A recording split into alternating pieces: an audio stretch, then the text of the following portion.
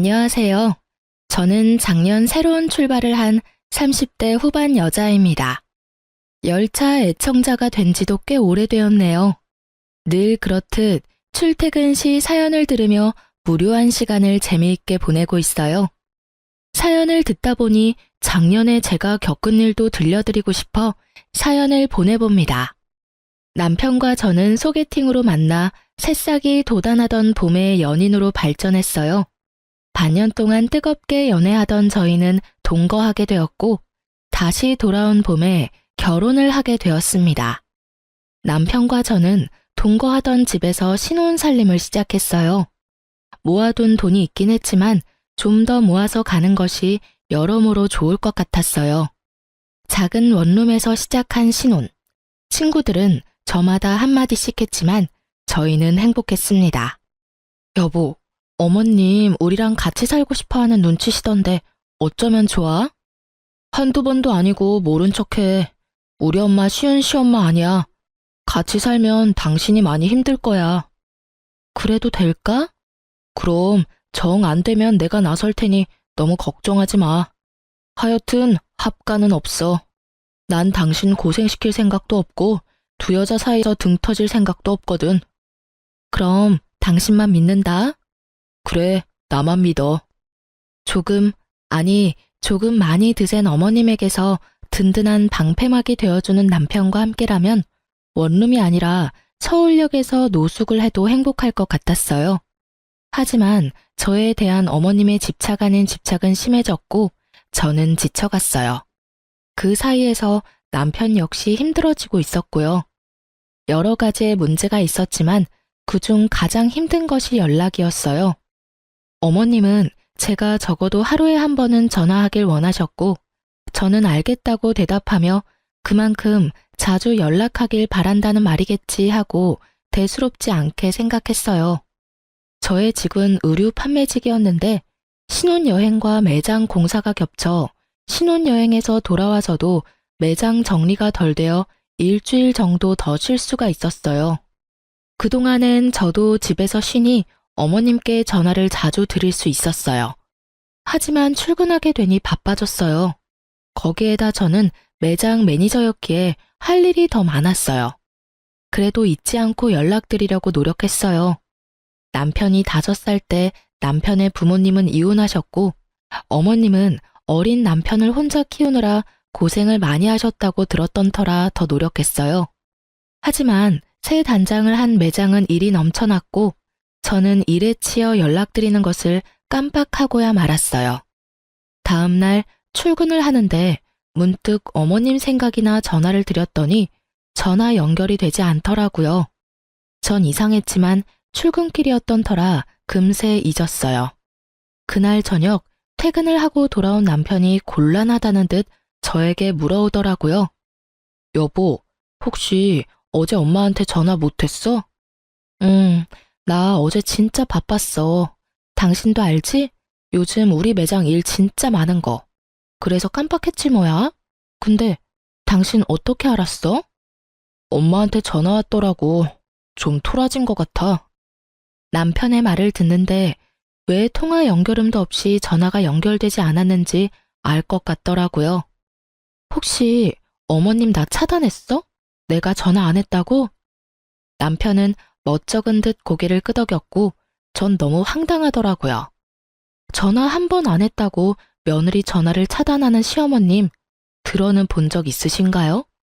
하물며 제가 노는 사람도 아니고 교대 근무에다가 직원들 스케줄까지 관리하느라 그렇지 않아도 정신이 빠지게 바쁜데 전화 한 번 안 했다고 차단이라뇨. 참나, 나 살면서 이런 경우도 처음이고 들어보지도 못해서 하는 말인데 내가 차단당할 만큼 잘못한 일이야? 당신 생각을 말해봐. 물론 아니지.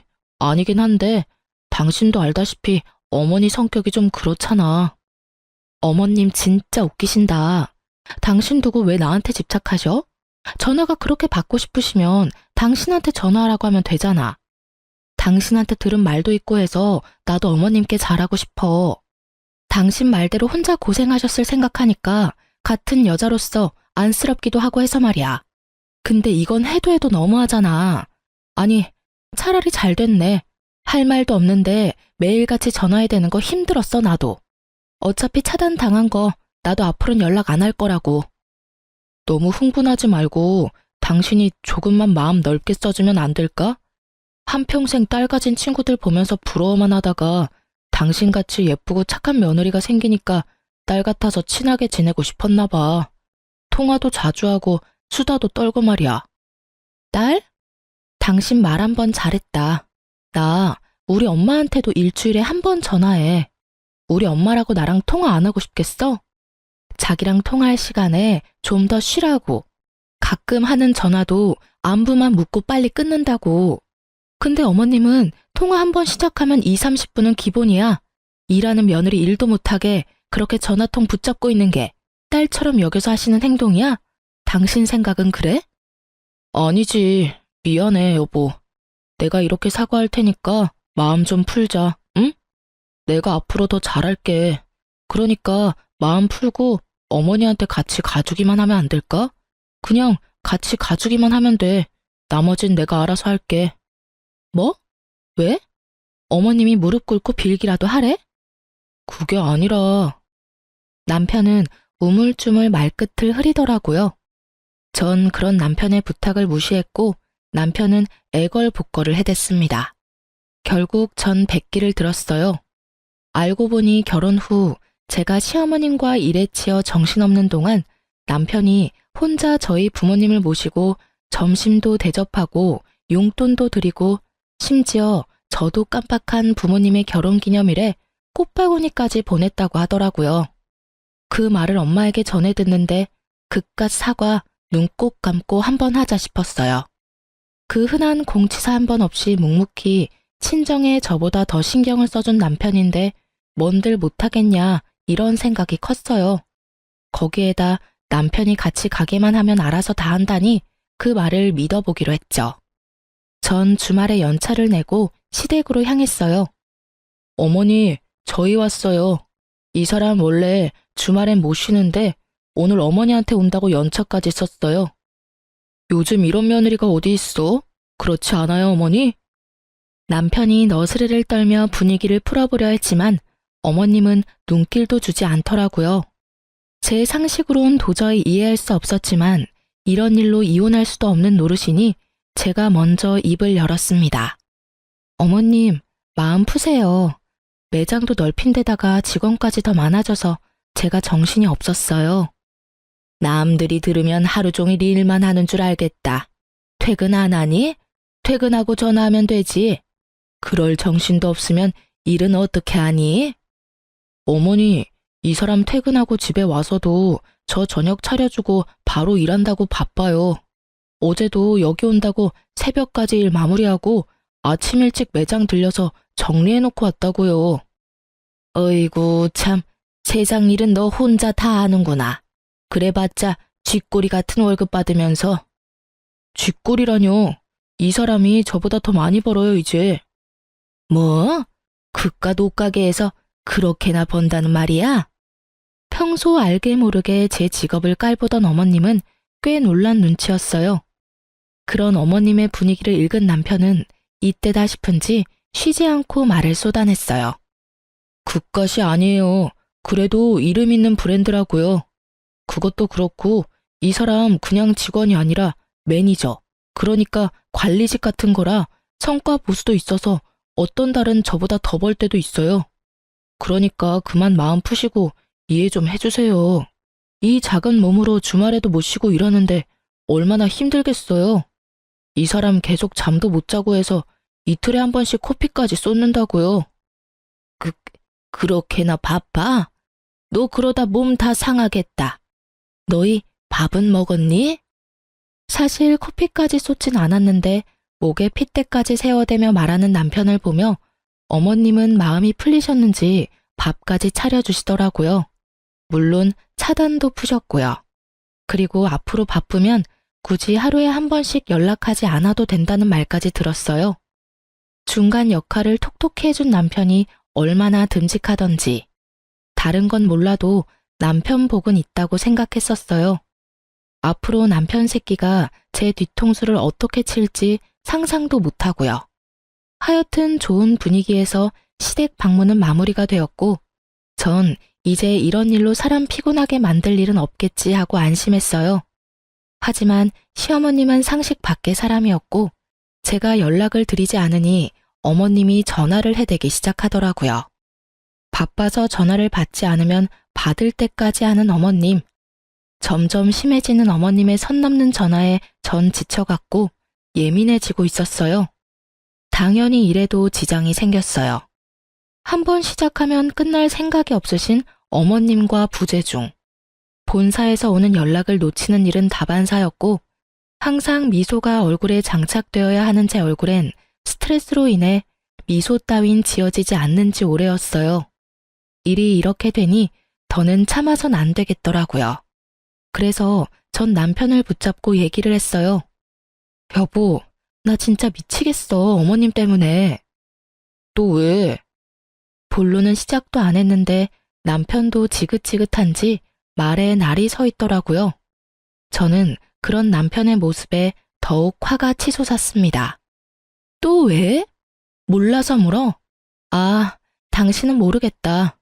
우리 부모님은 사위 불편할까봐 전화 한 통 하시는 일이 없으니까 말이야. 무슨 말이 하고 싶어서 이래? 내가 무슨 말을 하고 싶은지는 당신이 더 잘 알잖아. 어머님, 진짜 해도 해도 너무 하시는 거 아니야?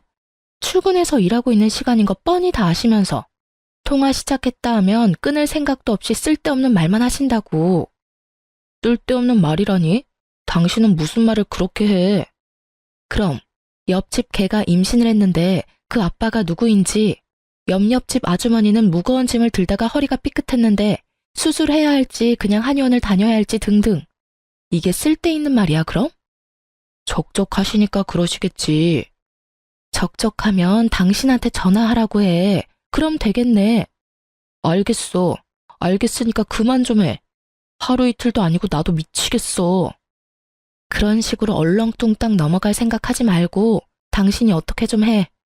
이러다 진짜 나 미치는 꼴 보기 싫으면 말이야. 전화를 안 받으면 바쁜가 보다 하고 그만하셔야지. 받을 때까지 하시는 게 상식적으로 말이 돼? 일하는 거 다 아시면서. 그러면서 전화 안 받으니까 걱정되어서 그랬다고 하시는데 내 생각엔 그건 걱정이 아니라 거의 집착이라고. 아니면 나 골탕 먹이려고 그러시거나. 그만 좀 해. 적당히 하라고. 내가 내일 전화해서 며느리가 어머니 때문에 미치기 직전이니까 전화 좀 그만하라고 할 테니까 그만해. 뭐? 당신이 그렇게 말하면 내가 뭐가 돼? 그럼 나더러 도대체 어쩌라는 거야? 가만 있으면 가만 있다고 난리고 전화한다고 해도 이 난리고. 어쨌든 당신이 그렇게 원하는 대로 2번 다신 전화 못하게 할 테니까 그런 줄 알고 잔소리 좀 그만해. 여보, 야! 제 말은 이제 무시하기로 한 건지 남편은 제 말에 대답도 없이 그대로 화장실로 가 제가 잠들 때까지 나오지도 않더라고요. 아침에 일어나 출근 준비를 하는 남편을 보며 생각해보니 남편을 너무 잡았나 싶어 슬며시 말을 걸어보았지만 남편은 대답도 하지 않은 채 출근을 해버리더라고요. 그런 남편의 모습에 저 역시 마음이 확 상해버렸어요. 이후 꼭 필요한 말이 아니면 대화조차 하지 않았고 그런 날이 생각보다 길어졌어요. 좁은 원룸, 피할 곳도 없는데 말도 한마디 하지 않고 살려니 정말 답답해서 미쳐버릴 것 같더라고요. 하지만 절대 제가 숙이고 들어가고 싶지 않았어요. 일전엔 남편이 워낙 저자세로 나오며 저를 이해해주려 노력했기에 좋은 게 좋은 거라고 참고 넘어갔지만 이번엔 제가 먼저 화해의 손을 내밀었는데도 불구하고 저딴 식으로 나오니 저도 화가 많이 났었거든요. 시어머님의 연락도 없으니 꼭 해야 할 말도 없었고요. 답답한 것만 빼면 조용한 그 일상이 좋았어요. 하지만 그것도 오래 가진 않았죠. 모처럼 쉬는 날이었어요. 마침 먹을 것이 뚝 떨어진 터라 장도 보고 청소도 하며 시간을 보내고 있었어요. 그때 시어머님께 전화가 오더라고요. 네, 어머님. 그래, 잘 지내고 있니? 네, 잘 지내고 있어요. 오늘 쉬는 날이라서 반찬도 좀 하고 청소도 좀 했어요. 어머님은 잘 지내시죠? 혼자 사는 노인네가 똑같지 뭐. 다름이 아니라 나 집 내놨다. 집이요? 어머님 처음 장만하신 집이라고 한평생 사실 거라고 하셨잖아요. 무슨 일 있으세요? 그게 아니라 이 집 팔고 너희랑 같이 살려고. 어머님 말씀을 듣고 있는데 누가 뒤통수를 망치로 내려친 것처럼 멍하더라고요. 우리 집이 넓은 것도 아니고 원룸에 사는데 어떻게 같이 사시려는 건지. 아니, 집이 넓다 하더라도 한번 물어보시지도 않고 혼자 그런 결정을 내리는 건지 이해가 되지 않아 말이 나오지 않더라고요. 너무 당황하기도 했고요.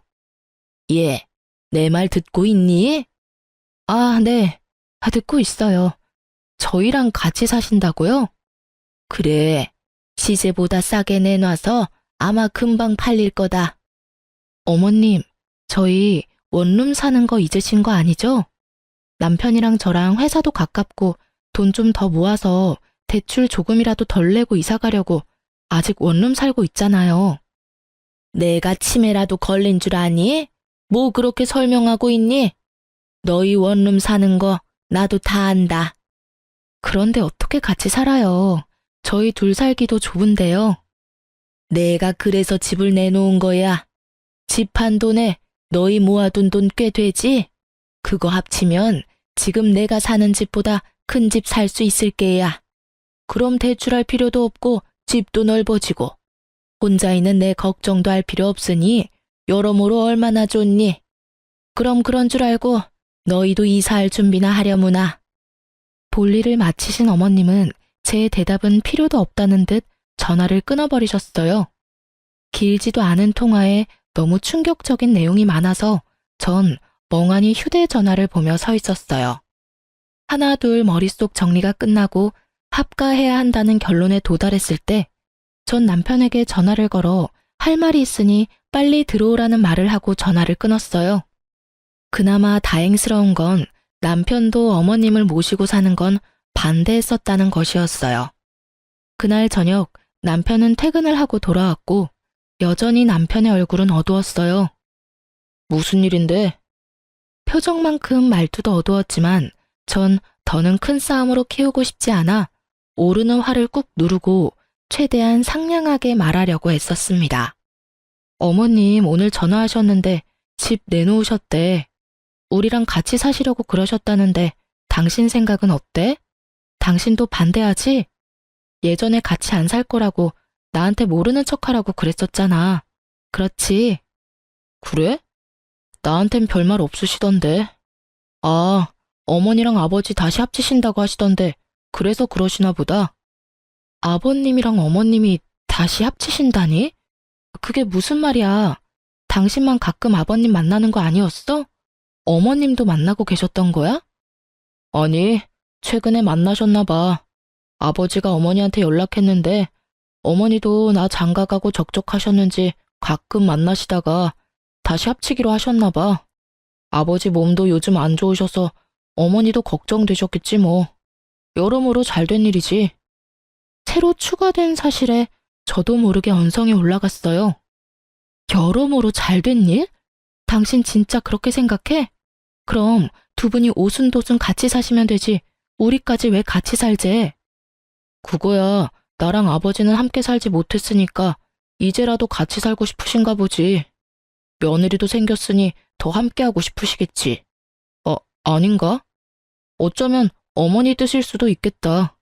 예전부터 우리 어머니 당신이랑 살고 싶어 했잖아. 아버지도 아프시니까 뭐 어머니 뜻이겠다. 그렇지? 그렇지? 지금 나한테 묻는 거야? 내가 어떻게 알겠어. 그리고 아버님 아프신데 내가 왜 같이 살아야 하는 거야? 나한테 지금 이 상황에 아버님 병수발까지 들어라. 이 뜻이야? 병수발? 넌 무슨 말을 그렇게 해. 우리 아버지가 몸져 누우신 것도 아니고 병수발이라니. 말이 좀 심한 거 아니야? 심하기는 웃기고 있네 진짜. 지금 돌아가는 상황이 그렇잖아. 내가 바본 줄 알아? 갑자기 등장한 아버님은 아프시고 갑자기 집을 파신다는 어머님은 한마디 묻지도 따지지도 않고 같이 살자 통보하고 끊으시고 이런 상황에서 내가 어떤 생각을 할 수 있는데? 당신이 입장 바꿔서 생각해봐.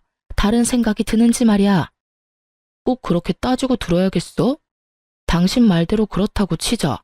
그러면 좀 모시고 살아주면 되잖아. 부모님이 한평생 사는 것도 아니고 기껏해야 몇 년 모시고 다시 분가하면 되지. 그것도 못해줘? 나랑 아버지 30년 가까이 떨어져 살다가 이제 다시 같이 살게 됐어. 그런 나랑 아버지가 넌 불쌍하지도 않아? 심지어 아프시다잖아. 이런 상황에 넌 안쓰러운 마음보다 병수발 들 걱정이 앞서는 거야? 너 이런 사람이었어? 왜 이렇게 이기적이야? 당신 무슨 말을 그렇게 해? 지금 이기적인 사람이 누군데? 애초에 어머님 모시지 말자고 했던 사람은 당신이었어. 잊었어? 그리고 지금 당신이 나한테 큰 소리 내면서 화낼 상황이야? 미안하다고 살살 달래줘도 모자랄 판국에 왜 당신이 나보다 더 화를 내는 거야? 당신이 사사건건 시비 걸고 넘어지는 건 생각 안 해? 시비? 이게 지금 시비라고 생각해? 아니면 뭔데 이게? 하여튼 난 부모님 모시고 살 거니까 그게 싫으면 우리 이혼해. 뭐? 우리 부모님 모시고 살 거 아니면 이혼하자고. 그런 줄 알고 잘 생각해. 난 오늘 어머니 댁 가서 잘 테니까 그런 줄 알고. 남편은 통보하고선 집을 나가버렸습니다. 아무리 요즘 둘 사이에 분위기가 좋지 않았다 하더라도 너무 변해버린 남편을 보니 충격이 크더라고요. 그리고 이런 일로 이혼이란 단어가 나올 거라고 생각도 안 해봤던 터라 충격이 더 컸어요. 생각지 못한 남편의 초강수에 고민이 되더라고요. 전 그때까지 남편을 사랑했고 이런 일로 헤어지고 싶지 않았으니까요. 하지만 일방적인 통보뿐인 합가도 하고 싶지 않았어요. 이기적이라 손가락질 받아도 싫은 건 싫었어요. 딱히 제가 이기적이라 생각되지도 않았고요. 고민으로 밤을 지새웠고 남편은 진짜 들어오지 않더군요. 전 같이 일하는 직원에게 양해를 구하고 시댁으로 향했어요. 어머님과 대화를 나눌 필요가 있다고 생각했거든요. 시댁이 골목 안에 있었던 터라 택시에서 내려 좀 걸어야 했어요. 머릿속으로 어머님과 나눌 대화를 정리하며 걷고 있는데 멀리 익숙한 사람이 보이더라고요. 설마 하는 마음으로 가까이 다가갔고 익숙해 보이던 사람은 남편이었어요. 전 황급히 차 뒤로 몸을 숨겼어요. 남편 혼자가 아니었거든요. 처음 보는 여자와 다정히 손을 잡고 시댁에서 나와 행복한 미소를 지으며 제가 숨은 차 옆으로 지나치는데 제 두 눈으로 보고도 믿고 싶지 않았어요. 저는 어느새 두 사람을 쫓고 있었고 두 사람은 다행히 멀지 않은 곳에 있는 카페로 들어가더라고요. 전 때마침 카페로 들어가는 무리에 몸을 숨겨 두 사람 모르게 가까운 곳에 자리를 잡고 앉을 수 있었어요. 그리고 들려오는 두 사람 대화는 충격, 경악 그 자체였어요. 자기야, 그럼 우리 결혼하면 어머님이랑 아버님이랑 모시고 살아야 해? 자기가 힘들더라도 한동안은 그래야 할 것 같아. 너무 걱정하지 마. 내가 자기 힘들지 않게 많이 돕고 중간 역할도 잘할게. 그리고 우리 엄마 남의 자식 귀한 줄 아는 사람이야. 잘 대해주실 거야. 아버지도 물론 잘해주실 거고. 자기도 방금 봤으니까 알 거 아니야. 저랑 아직 이혼하기로 한 것도 아닌데 벌써 시댁에 인사를 드리고 온 듯 결혼 얘기가 한창이더라고요. 당장이라도 달려가서 두 연놈을 박살을 내고 싶었지만 꾹 참고 두 사람 대화를 더 들어봤어요. 하긴 두 분 다 좋으시더라. 다정하게 잘 대해주시고. 그럼 한 1년만 모시고 나오자. 알겠지? 그럼. 괜히 너랑 헤어지고 이상한 여자랑 결혼해서는. 너랑 헤어지고 내가 얼마나 힘들었으면 그런 여자를 만났겠냐? 그러니까 내가 다시 만나자 했을 때 만났어야지. 괜히 다른 여자 만나보겠다고 소개팅이나 하고 다니고. 내가 그 꼴 보기 싫어서 회사도 옮겼던 거야. 그런데 왜 다시 돌아왔대? 과장님이 다시 돌아오라고 계속 연락이 오기도 했고 자기가 나 말고 다른 여자랑 얼마나 잘 먹고 잘 살고 있나 궁금하기도 해서 돌아왔지. 나도 멋진 남자 만나서 잘 사는 모습 보여주려고 했는데. 그러는 여자가 회식 때 그렇게 노골적으로 모텔 가자고 꼬셨어? 그래서 싫었어? 싫긴. 자기가 그러지 않았으면 내가 꼬셨을 건데? 서로 얼마나 좋아 죽는지 남편 새끼와 상간녀는 찰싹 붙어서 떨어지질 않더라고요. 주변 눈치도 안 보고 대놓고 하는 애정 행각에 지나가는 사람들의 수군거리는 소리가 끊이질 않았죠. 결국 두 사람에게 카페 직원이 가서 한 소리를 하고 나서야 멈춘 듯 했어요. 저기 손님, 여기서 이러시면 안 됩니다. 다른 손님들이 불편하다고 하세요. 네? 네. 아이, 쪽팔려.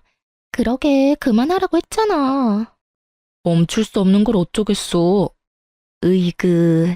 그래서 이혼은 언제 할 수 있는 거야? 그 여자가 순순히 해줄까? 해줄 거야. 독한 년이라 절대 부모님 모신다고 할 리 없다고. 어제도 얼마나 따지고 드는지. 내가 왜 그딴 년이랑 결혼했나 모르겠어. 으이그, 앞으로 나한테 잘해. 알겠어? 나 같은 여자가 또 있는 줄 알아? 알겠어. 두말하면 잔소리지. 그래요. 두 사람은 남편이라는 새끼가 절 만나기 전 헤어졌다가 상간녀가 회사로 돌아오면서 만나기 시작했더라고요. 어느 날부터 회사 회식이 잦더니 다 이유가 있었더라고요. 갑자기 태도를 바꿔 이혼하자고 소리치던 이유도요. 불륜이 부끄럽지도 않은지 큰 소리로 잘도 짓거려준 덕분에 힘들이지 않고 상황 파악은 되었지만 앞으로 어떻게 해야 할지, 어떻게 하면 이 난관을 헤쳐나갈 수 있을지 아무 생각도 나지 않았어요. 이 채널에 올라온 다른 사람들의 사연을 들으며 다들 왜 저렇게 사냐고, 나 같으면 저렇게 안 산다고 했던 과거 저의 모습이 떠오르며 반성하게 되더라고요. 그러면서도 전 애청자답게 그간 들어왔던 통쾌했던 복수를 떠올리며 저의 복수를 계획했어요. 이래봬도 제가 열차 애청자인데 그냥 순순히 이혼해줄 수는 없었으니까요. 그날 밤 집으로 돌아온 남편 새끼에게 말했어요. 이혼하자. 정말? 나랑 이혼할 수 있겠어? 그깟 이혼하면 되지. 뭐 큰일이라고. 그리고 당신이 이혼하자고 해놓고 왜 그렇게 놀라? 왜? 하기 싫어? 아니, 난 당신이 이렇게 쉽게 이혼한다고 할 줄 몰랐지. 누가 그래? 쉬웠다고. 나도 쉽지 않았어. 하지만 어쩌겠어? 난 합가할 생각이 없고 당신은 죽어도 합가를 하겠다는데. 남들이 들으면 그깟 문제로 무슨 이혼까지 한다고 할 수도 있지만 우리한텐 그깟 문제가 아니니까 어쩔 수 없지. 그래. 그러면 법원은 언제 가지? 서류 여기. 내가 다 적어뒀으니까 당신은 도장만 찍으면 돼. 오늘은 여기서 자고 내일 일찍 법원 가자. 당신이 침대에서 자. 난 일이 바빠서 오늘도 밤새야 할 것 같아. 어? 알겠어. 아, 그리고 이거 기억하지? 남편은 제 손에 들린 종이 한 장을 보더니 얼굴이 새파랗게 변하더군요. 이거 그냥 장난 같은 거였잖아. 장난? 넌 5천만 원이 장난이야? 남편은 저와 결혼한 지 얼마 되지 않았을 때 비트코인으로 돈을 날렸고 제가 그걸 메꿔준 적이 있었어요. 그땐 장난처럼 썼던 각서 한 장이 이렇게 쓰일지 몰랐지만 결과적으론 천만다행이지 뭐예요. 여기 이런 내용이 있어. 만약 우리가 이혼하게 될 시 을은 갑에게 빌렸던 5천만 원을 일시불로 상환하고 이자 역시 일시불로 상환한다. 이자는 이금융 최고이자로 계산하고 기간은 빌려준 시점부터 돈을 완납하는 시점까지로 한다. 그러니까 잘 계산해서 통장으로 입금해. 내일까지 입금 안 되면 고소할 테니까 그렇게 알고. 그러면 먼저 자. 난 씻고 일할 테니까. 전 혹시나 개거품 물고 달려들 수도 있는 남편을 피해 화장실로 대피했고 밖에서 어떤 소리가 들려와도 절대 나가지 않았어요. 몇 시간이나 흘렀을까요? 어떤 인기척도 들리지 않아 나가보았더니 속편히 자고 있더라고요. 그런 남편 새끼의 휴대전화를 뒤져보았어요. 그 멍청한 놈은 그 흔한 패턴도 해놓지 않았고 상간녀와 나눈 대화도 지우지 않았더라고요. 심지어 사진까지 있었어요. 그 멍청함이 얼마나 고맙던지. 전 외도 증거들을 손쉽게 손에 넣었고 다음날 아침 이혼할 생각에 들뜬 남편에게 또 한 방 먹일 수 있었어요. 이제 갈까? 근데 당신 대출은 얼마까지 돼? 내 대출은 갑자기 왜? 당신이 나한테 위자료 줘야 할 텐데 빌린 돈도 있고 하니까 아무래도 대출 한도에 간당간당할 것 같아서 그러지. 내가 당신한테 위자료는 왜 줘? 당신 바람 피운 거 나 다 알고 있어. 증거도 다 있으니까 발뺌할 생각 같은 거 하지 말고. 난 택시 타고 법원 갈 테니까 당신은 차 끌고 오든가 알아서 해. 오면서 대출도 좀 알아보고. 그럼 이따가 봐. 야, 잠시만. 내가 그럴 돈이 어딨어. 그래도 양심은 있네. 바람 피운 건 부정 안 하는 거 보니까. 아, 맞다. 그리고 나 상간녀 소송도 할 거니까 그년한테도 좀 전해줘. 돈 준비하라고. 알겠지? 그럼 나 먼저 간다. 제 뒤통수에 대고 욕을 어찌나 하는지. 그 욕을 다 들으면서 집에서 나오는데 화는커녕 웃음이 터져 나왔어요. 어찌나 통쾌하던지. 여기서 복수가 끝이냐고요? 그럴 리가요. 제가 여기 애청자인데 이깟 위자료 좀 뜯어냈다고 통쾌하겠으며 복수가 될까요? 제 복수는 이제부터 시작이었어요. 저의 계획대로 이혼은 잘 진행되었고 빌려주었던 돈과 더불어 위자료도 다 받았어요. 돈을 뜯긴 상간녀는 아직도 정신을 못 차리고 전 남편과 결혼하더라고요. 그 한치 앞도 보지 못하고 사랑 타령이나 해대는 것이 얼마나 고맙던지 눈물이 다 나더라고요. 빚쟁이 남편의 집착이 광증에 가까운 시모에 몸 아픈 시부까지. 지옥으로 가는 KTX를 탄 상간녀의 앞날은 보지 않아도 뻔했어요. 전 서두르지 않고 때를 기다렸습니다. 그리고 생각보다 빨리 그때가 왔어요. 두 사람이 결혼식을 하고 한 달이나 지났을까요? 전 남편한테 전화가 왔더라고요. 아직도 그날의 그 기쁨이 잊히지 않아요. 전 전화를 받았고 전 남편과 만나기로 했어요. 제가 상간녀의 존재를 처음 알았던 그 카페에서요. 오랜만이야. 많이 수척해진 전 남편은 저를 보며 드라마 남자 주인공 눈가를 하며 안부를 물어왔어요. 우리가 안부나 주고받을 사이는 아니잖아. 무슨 일이야? 본론만 말해. 그냥 요즘 힘들어서 당신 생각이 났어. 많이 보고 싶었어. 왜? 재혼 생활이 생각처럼 즐겁지 않은가 봐. 아, 힘들어 죽겠어. 어머니는 어머니대로 집사람한테 전화해야 되고 아버지는 반찬 타령, 청소 트집에 하다못해 빨래 개는 것까지 트집을 잡으시니까. 집사람은 집사람대로 힘들고 나는 집사람 비위 맞춘다고 힘들고. 어머니는 어떻게 해보겠는데 아버지는 편찮으시니까 엄청 예민하셔서 뭐라고 말도 못 꺼내겠어. 하루하루 미쳐버리겠어 아주. 하소연이나 하려고 나 불렀니? 나 바쁜 거 몰라? 꼭 그렇다기보단 아까 말했듯이 보고 싶어서. 그래서 하는 말인데 우리 다시 시작하면 안 될까? 나 정말 후회 많이 하고 있어. 내가 미쳤었나 봐. 어쩌다 그 여우 같은 거한테 홀려서 당신만한 여자가 또 어디 있다고. 내가 진짜 앞으로 잘할 테니까 한 번만 다 용서해주면 안 될까? 그러니까 당신 말은 그 여자랑 이혼하고 다시 나랑 결혼을 하겠다고? 나한테 바람 피운 남편도 모자라 시어머님의 시아버님까지 모시고 살아라 이거야? 아니지. 당신만 돌아온다고 하면 내가 이혼하고 분가도 하지. 당신이 부모님하고 연 끊으라고 하면 연도 끊을 수 있어. 뭐든 다 할 수 있다고. 너 진짜 상당한 쓰레기구나.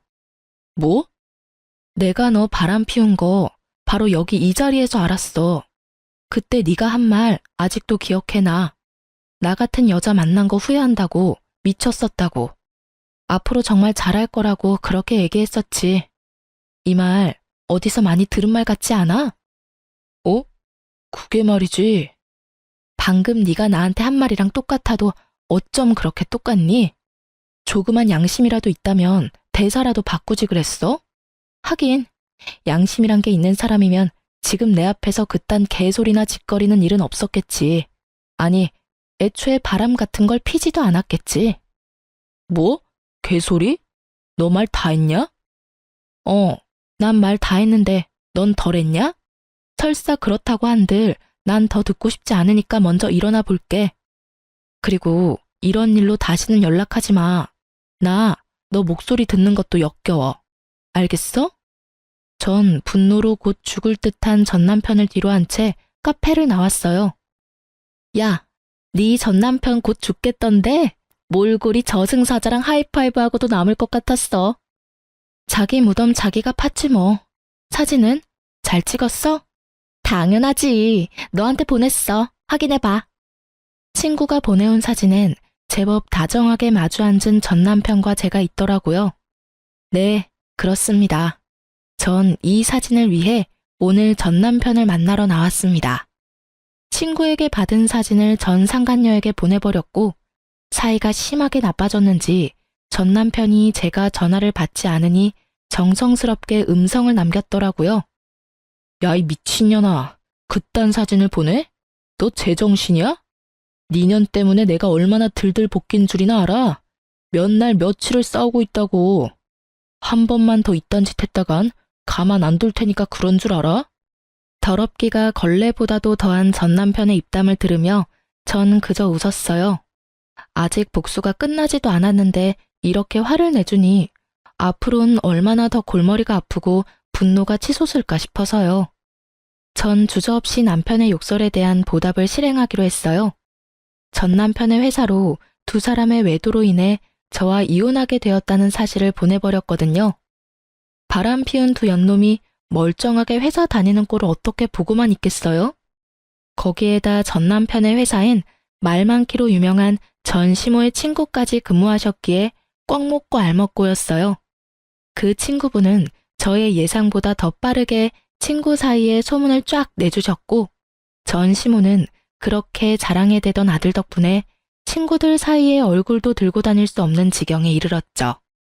모든 복수가 끝나 상쾌했고 통쾌한 하루하루를 보내던 어느 날, 짐덩어리들을 떠안은 것도 모자라 남편의 바람까지 의심되는 상황에서 회사마저 잘려버린 상간녀가 눈이 돈채로 매장으로 찾아왔더라고요. 심상치 않은 상간녀의 모습에 저는 상간녀를 질질 끌어 매장에서 벗어났어요. 나? 이거 나! 여기 놨다. 어쩔 건데? 왜 찾아와서 이 난리야? 너 미쳤어? 회사까지 그런 걸 보내면 어쩌자는 거야?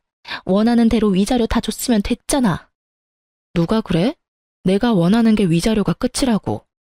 한 회사에서 유부남이랑 놀아날 때는 이 정도는 각오하고 만난 거 아니었어? 머리가 나쁜 거야? 생각이 없는 거야? 뭐? 이거 진짜 미친년이네. 야, 미친년은 너지. 유부남한테 미쳐가지고 남의 가정은 다 망쳐놓은 주제에 사과 한마디 없더니 뻔뻔하게 여기가 어디라고 찾아와서 이 난리야? 왜?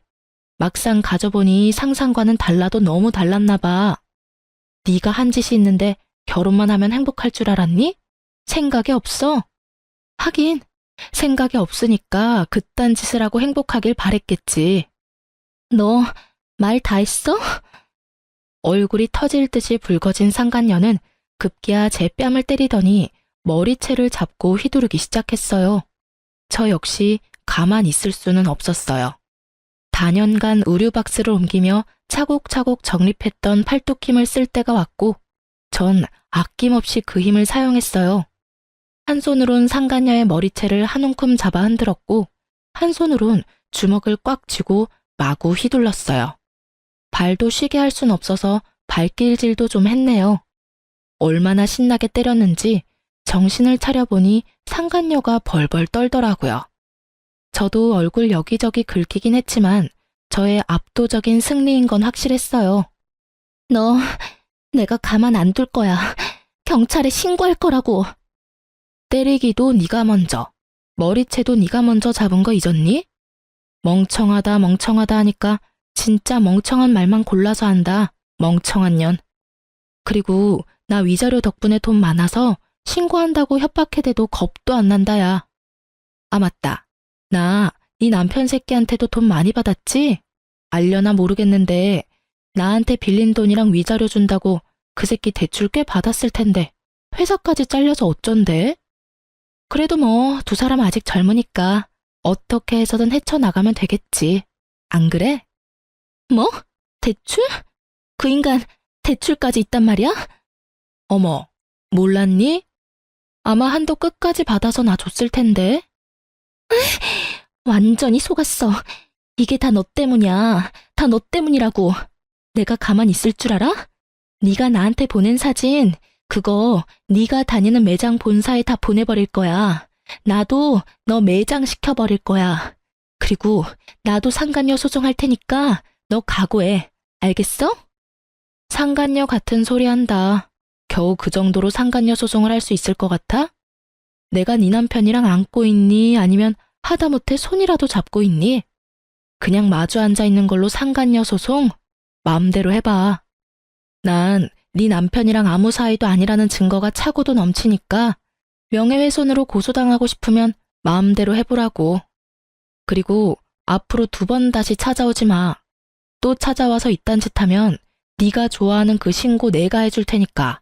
알겠어? 그리고 네 팔자 네가 꼬아놓곤 누구 탓을 하고 난리래? 앞으론 똑바로 살아. 남의 탓 좀 그만하고. 절규에 가까운 상간녀의 고함을 마지막으로 진짜 제 복수는 끝이 났어요. 그렇지 않아도 한 대 쥐어패고 싶었는데 어찌 알고 찾아온 것인지 상간녀는 처음부터 끝까지 저에게 참 고마운 사람이었어요. 덕분에 그 지옥 같은 집구석으로 기어들어가지 않고 벗어날 수도 있었고 전 남편도 손쉽게 떼어낼 수 있었으니까요. 꼴에 자존심만 센 남편은 여기서 들은 사연처럼 저를 찾아와서 빌거나 그러진 않더라고요. 혹시나 찾아오면 얼굴에 물도 쏟아주고 따기도 한 대 날리려고 했거든요. 물에 홀딱 젖은 그 꼴을 못 봐서 아쉬웠는데 전 남편은 더 비참한 꼴로 살고 있더라고요. 얼마나 더 저에게 통쾌함을 주려고 전 시모가 친절하게 연락을 해주더라고요. 자기 아들이 얼마나 비참한 꼴이 되었는지 알려주시더라고요. 이 나쁜 년아, 너 때문에 내 아들이 어떻게 됐는지 알아? 제가 어떻게 알겠어요. 전 이혼했는데요. 너 같은 년 때문에 내 아들이 알코올 중독자가 됐다고. 그 잘났던 내 아들이 네 년 때문에 또 이혼당하고 취업은커녕 집구석에서 온종일 술만 퍼마시고 있다. 이제 속이 후련하니? 꼭 이렇게까지 했어야만 했어? 제가 했으면 뭘 얼마나 했다고 그러세요. 저도 저 나름대로 자제라는 걸 했다고요. 뭐? 자제? 회사로 불륜 증거까지 다 뿌려서 우리 아들 회사도 잘리게 만든 주제에 자제? 네, 자제요. 아줌마 아들이 미쳐버렸는지 저한테 입에 담지도 못할 쌍욕을 음성사서함에 남겨뒀더라고요. 휴대폰 들고 경찰서 가서 확 신고해버릴까 하다가 그간 살았던 정도 있어서 참아줬네요. 이 정도면 크게 자질한 걸 한 것 같은데 아줌마 생각은 어떠세요? 뭐? 아줌마? 이 인연이 드디어 미쳤구나. 그럼 이혼한 마당에 제가 예전처럼 어머님이라고 상냥하게 불러드릴 줄 아셨어요? 지금 제가 존댓말로 아줌마라고 하는 것도 저한테 고마운 줄 아세요, 아줌마. 뭐? 이 인연이 진짜. 너 지금 어디야? 내가 당장 찾아가서 니년 머리채를 다 뽑아줄 테니. 아, 그냥 제가 가드리죠 뭐. 머리채 다 뽑히러 가는 대신 바로 경찰에 신고할 테니 그런 줄 아시고 뽑으세요. 그리고 합의는 없다는 것도 잘 기억하시고요. 어때요? 이래도 제가 보고 싶으세요? 이 천하의 못된 년 같으니라고. 그리고 아까부터 자꾸 년년 그러시는데 욕설도 신고할 수 있는 거 아시죠? 그래서 하는 말인데 이것도 다 녹음 중이에요, 아줌마. 아들이랑 한 묶음에 엮여서 경찰 신고하기 전에 욕은 그만하고 전화 끊으세요. 남은 여생 아주 편안하게 감방에서 사시기 싫으시면 2번 다시 전화도 하지 마시고요. 아시겠어요? 협박에 겁이 나긴 했는지 그 뒤론 연락이 오는 일은 없었습니다. 우연히 전 남편 회사 동료에게 들었는데 전 남편은 전 시모의 말처럼 취업은커녕 집구석에서 술만 퍼마시는 알코올 중독자가 되었고, 그런 아들을 지켜보다 건강이 더 나빠져 이젠 거동조차 못하게 된 전 시부는 누워 지낸다고 해요. 그런 두 사람의 수발을 드느라 전 시모는 죽지 못해 사는 삶을 살고 있다고 하고요. 그리고 이혼을 한 상간녀는 취업이 안 돼 이런저런 알바를 전전하다 최근에 바에서 일하는 걸 봤다고 하네요. 남자 없이 못 살 것 같더니 딱 맞는 직장 얻어갔다고 했네요. 저의 이혼과 복수는 나름 통쾌하게 끝이 났어요. 그 덕분인지 전 하는 일마다 술술 풀리더라고요. 미소가 생명인 서비스직에 아주 큰 도움이 된 이혼이었어요. 저의 얼굴엔 미소가 떠나지 않았고 매장 매출도 어마어마했어요. 스트레스 받거나 신경 쓸 일이 없어 일에 매진했더니 제 앞날이 밝아지더라고요. 이제 곧 본사로 출근까지 하게 되었어요. 제가 계속 욕심냈던 서비스 교육팀장으로 승진 발령이 났거든요. 아, 그리고 저 드디어 제 집이 생긴답니다. 사실 남편과 사이가 좋지 않아 대화도 없을 무렵 그냥 넣어본 청약에 덜컥 당첨되어 버렸거든요. 당시엔 돈도 없고 남편과 사이도 좋지 않아 어떻게 해야 할지 고민이 많았었는데 지금 와서 생각해보면 여러모로 남편과의 이혼이 저에겐 행운이었어요. 위자료 덕분에 대출 조금만 끼면 잔금도 걱정 없으니까요. 일도 다 잘 풀리고 본사 출근 전까지 여유가 생긴 전 부모님과 가까운 해외여행이라도 가보려고 합니다. 그 좁은 원룸에서 한 푼이라도 아껴보겠다고 그간 고생이 많았던 저를 위해 그리고 갑작스러운 저의 이혼으로 충격이 크셨던 부모님을 위해 그간 아껴왔던 돈 좀 쓰려고요. 이혼했던 당시 아빠가 했던 말이 아직 생각나네요. 나한테 네가 어떤 딸인데 감히? 너도 그래. 진작이 아빠한테 말했어야지. 아빠한테 말해 뭐해. 속만 더 상하지. 그땐 많이 속상하고 힘들었는데 이제 괜찮아요. 충분히 다 되돌려줬어. 네가 그렇게 생각한다면 됐어. 우리 공주 이제 새롭게 출발할 일만 남았네. 그러면 다 훌훌 털어내고 앞만 보며 나아가. 그깟 것들 욕하면서 이렇게 할 걸 저렇게 할 걸 후회하며 시간 낭비하지 말고. 지나간 일은 보내주고 앞으론 공주 생각만 하면서 즐겁게 즐기면서 살아. 그렇게 살아도 짧은 것이 인생이야. 알겠지? 아빠. 그래, 우리 공주는 꼭 행복할 거야. 꼭 그럴 거야. 아빠의 말씀에 마법이라도 걸려 있었던 것인지 전 요즘 행복해요. 혼자라는 자유가 이렇게 즐겁고 행복한데 그땐 왜 고민했나 몰라요. 요즘 같아선 이혼을 잠시라도 고민했던 과거 저에게로가 무슨 고민을 그렇게 하냐고 하며 뒤통수를 한 대 쥐어받고 싶은 만큼 제 삶에 만족합니다. 이제 새로운 직장과 새로운 집에서 제대로 새 출발해보려고 합니다. 이 사연을 보내는 것을 마지막으로 힘들었던 과거는 잊으려고요. 긴 제 사연 들어주신 모든 분 감사합니다. 새해 복 많이 받으세요.